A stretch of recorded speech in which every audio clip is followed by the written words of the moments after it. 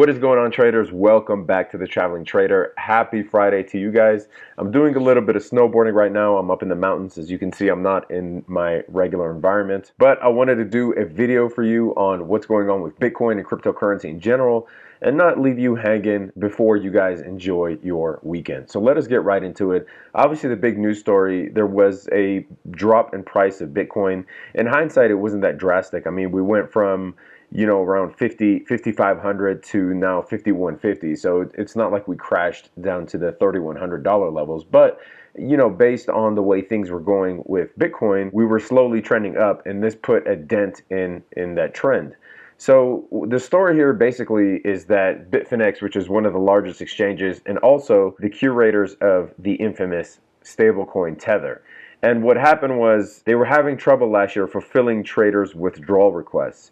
And so they tapped into their Tether reserves for $700 million in order to be able to pay that back. Now, what they're claiming is that they sent $850 million in funds to the payment processor called, Crypto Capital.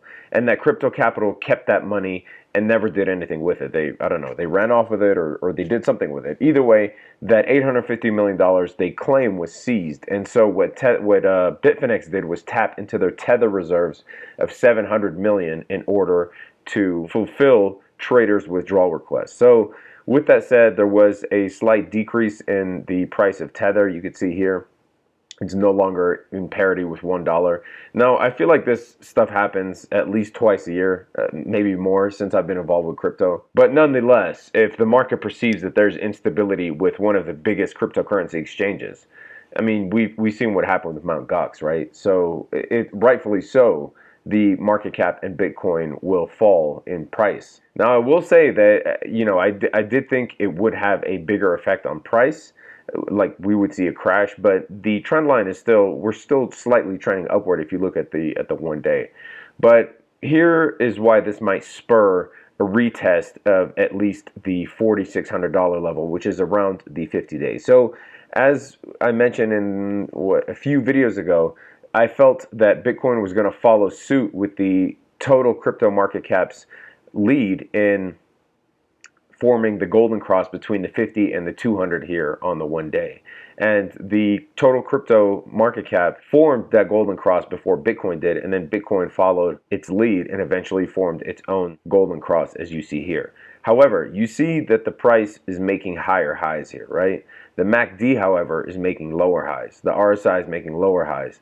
The stochastic is making lower highs. This is called bearish divergence, when the price makes a higher high and the oscillators make a lower high.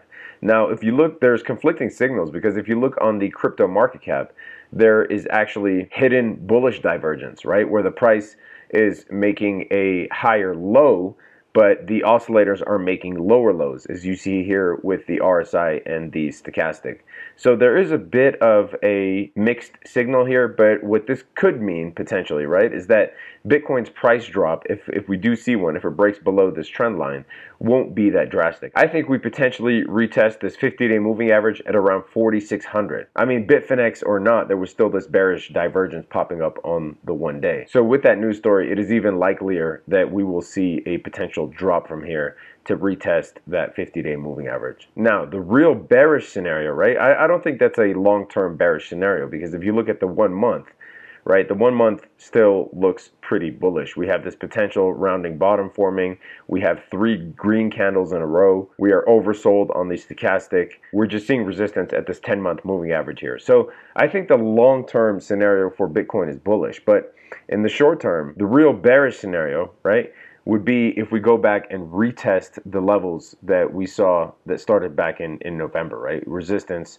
which hasn't yet become support. We broke out of this line. You see that there is this resistance line, this clear resistance line that we broke out of in the beginning of April here with this tall green candle, and we haven't retested that, right? And that is at around between 41 and 4,200.